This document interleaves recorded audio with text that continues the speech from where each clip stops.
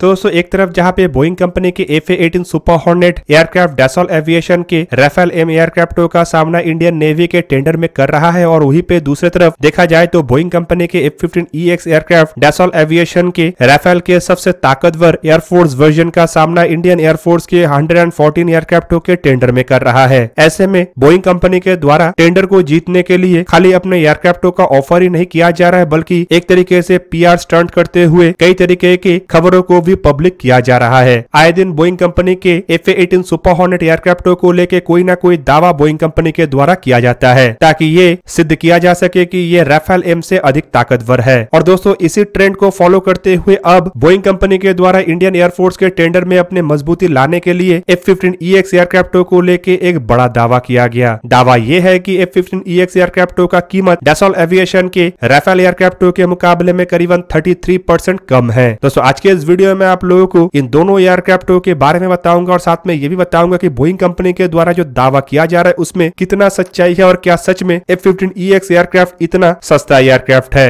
तो डिटेल में जानने के लिए वीडियो के आखिर तक बने रहिए और चैनल को सब्सक्राइब और वीडियो को लाइक जरूर कीजिए। तो दोस्तों Boeing defence space and security के जो बॉम्बर और फाइटर एयरक्राफ्टों के डिवीजन है, उसके वाइस प्रेसिडेंट और जनरल मैनेजर स्टीव पार्कर के तरफ से अचानक से बोइंग F-15EX एयरक्राफ्टों को लेके एक बड़ा खुलासा किया गया। उनका कहना है कि F-15 एयरक्राफ्टों के बेस पे जो नया मॉडर्नाइज F-15EX एयरक्राफ्टों के वर्जन को निर्माण किया गया है, वो एयरक्राफ्ट खाली आवश्यकताओं को पूरा करने के लिए काफी नहीं है, बल्कि साथ ही साथ ये जो एयरक्राफ्ट है ये कॉस्ट के मामले में भी बेहतर है। उनके तरफ से ये कंफर्म किया गया कि F-15EX एयरक्राफ्टों के नया version 80 million per unit price में अवेलेबल है, और जिस देश के तरफ से इन एयरक्राफ्टों को खरीदा जाएगा वो देश एयरक्राफ्टों के सप्लाई चेन में हिस्सा बनने का भी संभावनाएं रखता है, और साथ ही साथ एयरक्राफ्टों को मैन्युफैक्चर करने के लिए भी आगे आ सकता है। बेसिकली दोस्तों F-15EX एयरक्राफ्टों को लेके ये जो दावे किया गया है ये और कुछ नहीं बल्कि भारत को लुभाने का एक बड़ा प्रयास है। यहाँ पे किसी अन्य देश के लिए ये ऑफर नहीं रखा गया, बल्कि भारत के MRFA मतलब मल्टी रोल फाइटर एयरक्राफ्टों के टेंडर के लिए ही ऑफर रखा गया है, और जो सप्लाई चेन में जुड़ने का और एयरक्राफ्टों को मैन्युफैक्चर करने का बातों को उठाया जा रहा है, और कुछ नहीं बल्कि भारत की तरफ से हाल ही में ही टेंडर के अंतर्गत जो शर्तों को रखा गया है उनमें बोइंग कंपनी का क्या रिस्पॉन्स है उसी का ही झलक है। बेसिकली इस तरीके के दावे के साथ अब ये साफ हो रहा है कि बोइंग कंपनी भारत के शर्तों के साथ F-15EX जैसे एयरक्राफ्टों को भी मेक इन इंडिया में भारत में निर्माण करने के लिए एक तरीके से तैयार है। पर दोस्तों यहाँ पे जो एयरक्राफ्टों के यूनिट कॉस्ट $80 मिलियन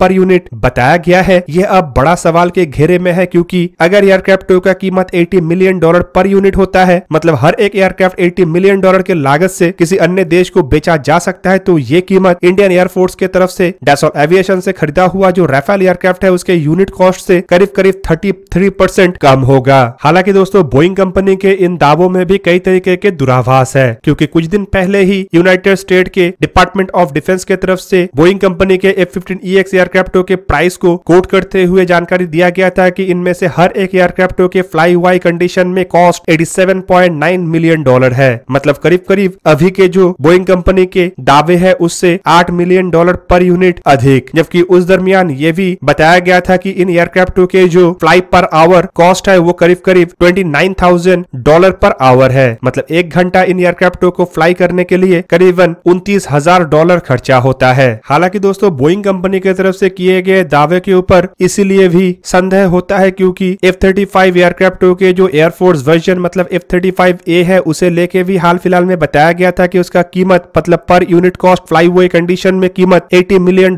से नीचे आ चुका है। पर दोस्तों बोइंग कंपनी के इस तरीके के दावे के साथ जो राफेल एयरक्राफ्टों का कंपैरिजन किया जा रहा है वही सबसे बड़ा विषय है, क्योंकि ऐसे दावे करके बोइंग कंपनी कुछ और नहीं बल्कि डैसॉल्ट एविएशन के राफेल एयरक्राफ्टों को एक तरीके से नीचा दिखाने का प्रयास कर रहा है। बोइंग कंपनी के मुताबिक इंडियन एयरफोर्स के द्वारा जिन राफेल एयरक्राफ्टों को फ्रांस के डैसॉल्ट एविएशन से खरीदा गया है उनमें से हर एक एयरक्राफ्टों के फ्लाई हुए कंडीशन में कीमत $120 मिलियन पर यूनिट है, मतलब F-15EX एयरक्राफ्टों के जो प्राइस का खुलासा किया गया है उससे करीब करीब $40 मिलियन अधिक। हालांकि इसके साथ साथ कहा यह भी जा रहा है कि इस तरीके के एयरक्राफ्टों के पर आवर फ्लाइंग कॉस्ट $18,000 से लेके $21,000 तक है। पर दोस्तों अगर देखा जाए तो ये भी एक तरीके से खुलासा करता है कि एयरक्राफ्टों की कीमत अधिक होने के बावजूद राफेल एयरक्राफ्टों के जो उड़ान भरने का खर्चा है वो कम है। दूसरी तरफ बोइंग कंपनी के F-15EX एयरक्राफ्टों को लेके बताया जा रहा है कि जो प्राइस का खुलासा बोइंग कंपनी के द्वारा किया गया है वो कुछ और नहीं बल्कि एयरक्राफ्टों के फ्लाई हुए कंडीशन में कॉस्ट है, जबकि हथियारों के साथ और अन्य फैसिलिटीज के साथ एयरक्राफ्टों की कीमत 98 से 110 मिलियन डॉलर पर यूनिट तक हो सकता है। पर वहीं पे कंपनी का यह भी कहना है कि इंडियन एयरफोर्स की तरफ से जब राफेल एयरक्राफ्टों को खरीदा गया है तब इनमें हथियार और अन्य फैक्टर्स भी शामिल था, जिसके साथ एयरक्राफ्टों का कीमत करीबन 220 मिलियन डॉलर पर यूनिट है, मतलब F-15EX की तुलना में करीब करीब दुगना। दोस्तों यहाँ पे बोइंग कंपनी की तरफ से इस तरीके के दावे इसलिए किया जा रहा है क्योंकि बोइंग कंपनी के द्वारा F-15EX या फिर कहे तो ईगल 2 एयरक्राफ्टों का ऑफर इंडिया के MRFA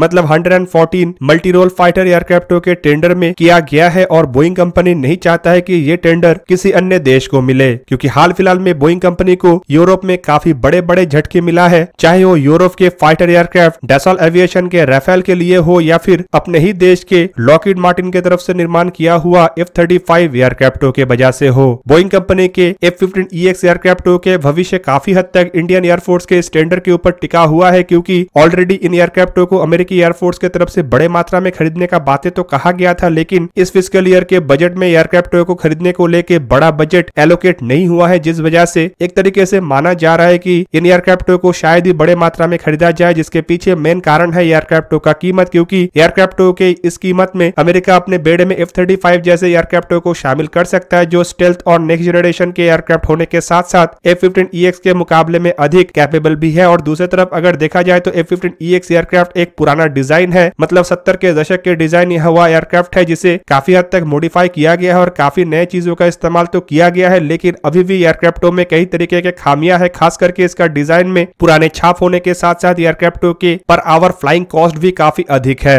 यहाँ पे दोस्तों आपके जानकारी के लिए बता दूं कि टेंडर में तो और भी कई सारे एयरक्राफ्ट है, लेकिन बोइंग कंपनी के द्वारा केवल मात्र डैसॉल एविएशन के राफेल को ही निशाना इसीलिए बनाया जा रहा है क्योंकि एक तरीके से माना जा रहा है कि डैसॉल एविएशन के राफेल ही इंडियन एयरफोर्स के टेंडर का सबसे प्रमुख दावेदार है। और अगर देखा जाए तो इन एयरक्राफ्टों की तरफ झुकाव भी अधिक है, क्योंकि ऑलरेडी इंडियन एयरफोर्स में 36 राफेल एयरक्राफ्ट है और दूसरी तरफ इंडियन एयरफोर्स के द्वारा ऑलरेडी राफेल एयरक्राफ्टों को लेके ट्रेनिंग और इंफ्रास्ट्रक्चर को हासिल किया गया है और इंडियन एयरफोर्स के बेड़े में राफेल एयरक्राफ्टों के इस्तेमाल होने के लिए हथियार भी है। और 36 एयरक्राफ्टों को खरीदने समय भारत के द्वारा $1 बिलियन के एक इंडिया स्पेसिफिक मॉडर्नाइजेशन के लिए भी इन्वेस्टमेंट किया गया था, जो कि इन एयरक्राफ्टों की कीमत अधिक होने के पीछे भी एक कारण है। जबकि अब अगर भारत अतिरिक्त मात्रा में राफेल एयरक्राफ्टों को खरीदता है तो एक तरीके से ये जो $1 बिलियन इन्वेस्ट किया गया था वो सही ढंग से यूटिलाइज भी हो सकता है और नया बैच के एयरक्राफ्टों की कीमत पुराना बैच के एयरक्राफ्टों के मुकाबले में कम भी हो सकेगा। दूसरी तरफ इंफ्रास्ट्रक्चर और अन्य फैसिलिटीज के लिए भी भारत को अधिक इन्वेस्टमेंट करने का आवश्यकता नहीं पड़ेगा और तीसरी तरफ ऑलरेडी पायलटों के पास ट्रेनिंग होने की वजह से इन एयरक्राफ्टों के डिप्लॉयमेंट में भी आसानी आएगा। और दोस्तों एक ही तरीके का एयरक्राफ्ट अगर बेड़े में हो तो एयरक्राफ्टों को मेंटेन करने में और एयरक्राफ्टों को ऑपरेशन में इस्तेमाल करने में भी आसानी होता है। दूसरी तरफ अगर देखा जाए तो अब तक भारतीय वायुसेना के पास कोई नया जनरेशन के अमेरिकी एयरक्राफ्ट नहीं है। हालांकि हाल फिलहाल में भारत के द्वारा कुछ अमेरिकी हथियारों को बड़े मात्रा में खरीदा गया है, चाहे वो ट्रांसपोर्ट एयरक्राफ्ट हो, हेलीकॉप्टर हो, इवन मैरीटाइम पेट्रोल एयरक्राफ्ट। पर दूसरी तरफ अगर देखा जाए तो डैसॉल एविएशन के राफेल के संभावनाओं को इसीलिए भी अधिक माना जा रहा है क्योंकि ऑलरेडी फ्रांस के साथ भारत कई सारे बड़े प्रोजेक्टों में है, जिनमें नेक्स्ट जनरेशन के इंजन डेवलपमेंट को लेकर भी फ्रांस के कंपनी सैफ्रॉन के साथ चर्चा हो रहा है। और हाल ही में ये भी जानकारी दिया गया था कि सैफ्रॉन भारत में ऑफसेट क्लॉज के तहत राफेल के जो इंजन है मतलब M88 इंजनों के ओवरहॉलिंग मेंटेनेंस फैसिलिटीज को भी निर्माण कर सकता है, जो इस तरीके के इंजनों के डेवलपमेंट प्रोग्राम में भी मददगार होगा। कुल मिला के इससे बोइंग कंपनी अपने आप को एयरफोर्स के टेंडर के साथ साथ नेवी के टेंडर में इनसिक्योर फील कर रहे हैं और इस तरीके के इनसिक्योरिटी को दूर करने के लिए ही इस तरीके के PR स्टंट या फिर कहे तो पब्लिक में बड़े बड़े बयानों को भी दागा जा रहा है। तो दोस्तों ये था आज का वीडियो। अगर आपको वीडियो अच्छा लगा तो लाइक कीजिए और मेरे चैनल को सब्सक्राइब कीजिए और साथ में बना हुआ बेल आइकन को भी प्रेस कर दीजिए ताकि आप मेरा वीडियो देख पाए सबसे पहले। जय हिंद।